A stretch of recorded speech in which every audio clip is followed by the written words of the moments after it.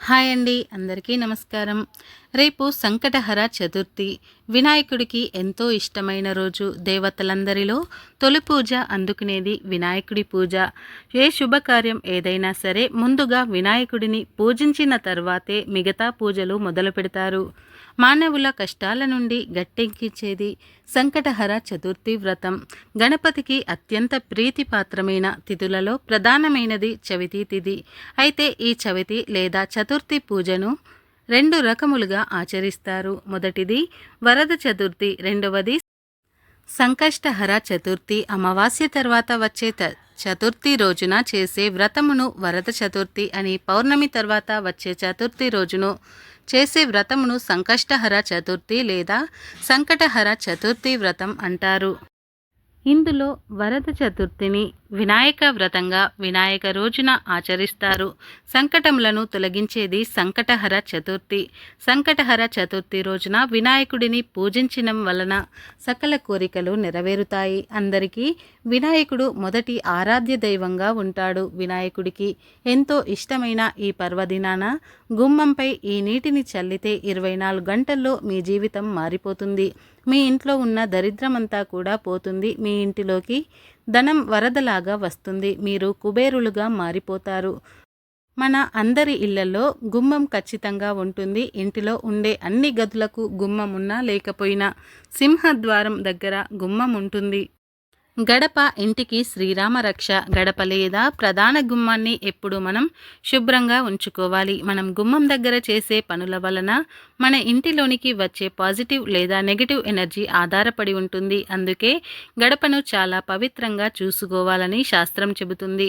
ఒక కుటుంబం క్షేమంగా ఉండడానికి చేయవలసిన పూజలలో ముఖ్యమైనవి రెండు. అందులో ఒకటి ఇలవేల్పును కొలుచుకోవడం, రెండవది ఇంటి గడపకు పూజ చేయడం. ఇంటి గడపడం సింహద్వారం అని, లక్ష్మీ ద్వారం అని, ద్వారలక్ష్మి అని కూడా అంటారు. ఈ గడపకు పసుపు కుంకుమ పువ్వులను పెట్టడం వరకు చాలామందికి తెలిసినదే. ఎందుకు చేయాలో తెలియకపోయినా పెద్దవారి నుండి సాంప్రదాయంగా ఆచరిస్తున్నారు అని చాలామంది గడపలకు తోరణం కట్టి దేవతలకు ఆహ్వానం పంపుతారు. గుమ్మానికి తోరణం కట్టడం అంటే సుఖ సంతోషాలకు దేవతలను ఇంట్లోకి గౌరవంగా ఆహ్వానం పలకడం అని, ఎటువంటి అమంగళం ఈ గడప దాటి ఇంట్లోకి రాకూడదు అని గడపకు పూజ చేయాలని మన పండితులు చెబుతున్నారు. మరి అలాంటి గుమ్మంపై రేపు సంకటహర చతుర్థి రోజు ఏం చల్లాలో ఇప్పుడు మనం ఈ వీడియోలో వివరంగా తెలుసుకుందాం. అంతకన్నా ముందు వీడియోకి ఒక లైక్ చేసి అలాగే మా ఛానల్ని కూడా సబ్స్క్రైబ్ చేసుకొని మాకు సపోర్ట్ చేయండి. ఇక వీడియోలోకి వస్తే, వక్రతుండ మహాకాయ కోటి సూర్య సమప్రభ అంటే చాలు ఆర్తులను అక్కున చేర్చుకొని నిండు ధైర్యాన్ని ఇస్తాడు విఘ్నాధిపతి. ఏ కార్యమైనా నిర్విఘ్నంగా జరిగేందుకు ఎల్లవేళలా తోడుంటానని అభయమిస్తాడు వినాయకుడు. అందుకే ఏ పనైనా సరే వినాయకుడి పూజతోనే ప్రారంభిస్తాం. బుద్ధి బలంతో పనిచేస్తే విజయం సాధ్యమని చెప్పడానికి వినాయకుడి జీవితమే ఉదాహరణ. ఆయన రూపమే భక్తకోటికి పెద్ద పాఠం. సూర్యుడు నమస్కార ప్రియుడు, విష్ణువు అలంకార ప్రియుడు, గణపతి తర్పణ ప్రియుడు. గణపతికి ప్రియమైన చతుర్థి తర్పణం చేయడం వల్ల ఆయుష్షు, బుద్ధి, యశస్సు, ఐశ్వర్యము, బలము, యుక్తి చేకూరుతాయని నమ్మకం. గణేశుడి దేహం విలక్షణ బాహ్య సౌందర్యం కన్నా ఆత్మ సౌందర్యమే మిన్న అని ఆయన రూపం బోధిస్తుంది. పార్వతీ పుత్రుడైన గణపతికి ముందుగా గజానుడు అనే పేరు పెట్టారు. తర్వాత గణేశుడు, ఆ తర్వాత విఘ్నాధిపత్యం స్వీకరించి భక్తుల మెప్పు పొందాడు. నైవేద్యంగా పెట్టిన కుడుములు, ఉండ్రాళ్ళు ఆరగించేవాడు. వినాయకుడి మహిమలు ముల్లోకాలకు విస్తరించి సర్వజనులతో కీర్తింపబడ్డాడు. శ్రీకృష్ణ పరమాత్ముడు అంతటివాడే వినాయకుడిని పూజించేవాడు. అంటే వినాయకుని శక్తి ఎలాంటిదో అర్థం చేసుకోవచ్చు. మనసులో తలచిన కార్యాలను వినాయకుడి నెరవేరుస్తాడని దేవతలు నమ్మేవారు. ఈ గొప్పతనం వలన గణపతిని సిద్ధి వినాయకుడు అని పిలిచారు. వినాయకుడికి ఎంతో ఇష్టమైన ఈ సంకటహర చతుర్థి రోజు వినాయకుడిని ప్రసన్నం చేసుకోవడానికి ఎలా పూజ చేయాలో చూద్దాం. సంకటహర చతుర్థి చవితి వ్రతాన్ని 3, 5 లేదా 11 లేదా 21 నెలల పాటు ఆచరిస్తారు. ఈ వ్రతాన్ని బహుళ చవితి నాడు ప్రారంభించాలి. వ్రత ఆచరణ రోజున ప్రాంతకాలమే తలస్నానం చేసి ఆ తర్వాత గణపతిని పూజించాలి.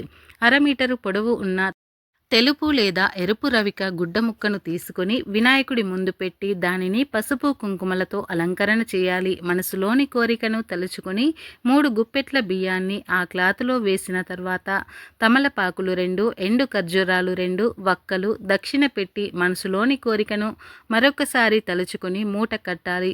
సంకటనాశన గణేశ స్తోత్రం, సంకటహర చతుర్థి వ్రతకథను చదువుకోవాలి.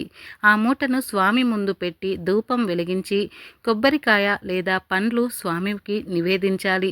తదుపరి గణపతి ఆలయానికి వెళ్ళి 3 లేదా 11 లేదా 21 ప్రదక్షిణలు చేయాలి.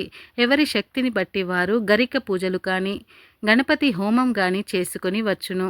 సూర్యాస్తమయం వరకు పూజ చేసిన వినాయకుడిని కదపకూడదు. సూర్యుడు అస్తమించిన తర్వాత స్నానం చేసి దీపం వెలిగించి తిరిగి వినాయకుడికి పూజ చేయాలి. ధూపం పూర్తయిపోయిన తర్వాత వినాయకుడికి కట్టిన ముడుపు బియ్యంతో పొంగలి చేసి స్వామికి నివేదించి సాయంత్రం తినాలి. సంకటహర చతుర్థి వ్రతం ఆచరించిన వారికి వినాయకుడు ఎల్లప్పుడూ రక్షిస్తాడు అని పండితులు చెబుతున్నారు. ఈరోజు మీరు సంకటహర చతుర్థి వ్రతం చేసినా చేయకపోయినా గుమ్మంపై ఈ నీటిని చల్లండి చాలు. 24 గంటల్లో వినాయకుడు మీ జీవితాన్ని మారుస్తాడు. మరి గుమ్మంపై ఏం చల్లాలి అంటే రేపు సంకటహర చతుర్థి రోజు వినాయకుడికి విశేషంగా పూజలు చేసిన తర్వాత ఒక గిన్నె కానీ గ్లాసు కానీ తీసుకొని అందులో 2 చుక్కల పాలు పోయండి. అందులో చిటికెడు పసుపు వేసి చిన్న గ్లాసు నీళ్లు పోయండి. ఇప్పుడు ఆ నీటిలో గరిక వేసి గరికతో ఆ నీటిని బాగా కలపండి. గరికతో నీటిని కలిపేటప్పుడు ఓం గం గణపతయే నమః అని 3 సార్లు అంటూ ఆఖరికి 3 సార్లు గ్లాసులో తిప్పాలి.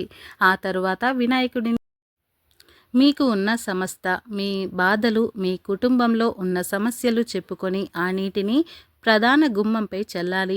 ఇలా చల్లిన తర్వాత మిగిలిన నీటిని ఇంటిలో ఉన్న అన్ని గుమ్మాలపై, వస్తువులపై చల్లాలి. మంచంపై చల్లకండి, బీరువాపై చల్లండి, కిటికీలపై, గోడలపై చల్లాలి. గరికతోనే చల్లాలి. ఇలా ఇల్లంతా కూడా నీటిని చల్లిన తర్వాత మిగిలిన నీటిని ఏదైనా ఒక చెట్టు మొదట్లో పోసేయండి. ఇంట్లో పెంచుకునే చెట్లు ఉంటాయి కదా, ఆ చెట్టు మొదట్లో పోయవచ్చు.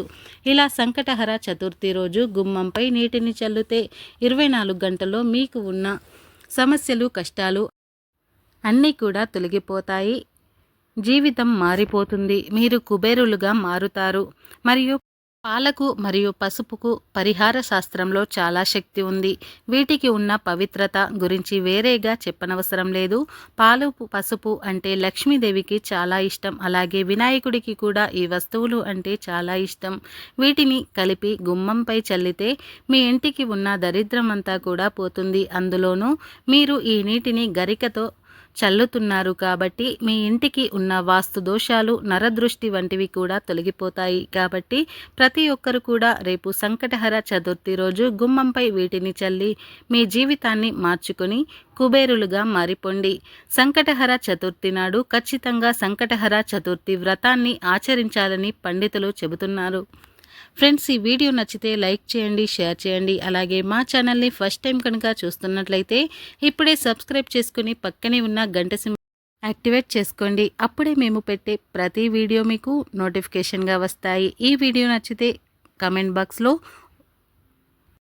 ఓం గం గణపతయే నమః అని చిన్న కామెంట్ అయితే చేయండి. ఈ వీడియో పూర్తిగా చూసినందుకు మీకు ధన్యవాదాలు.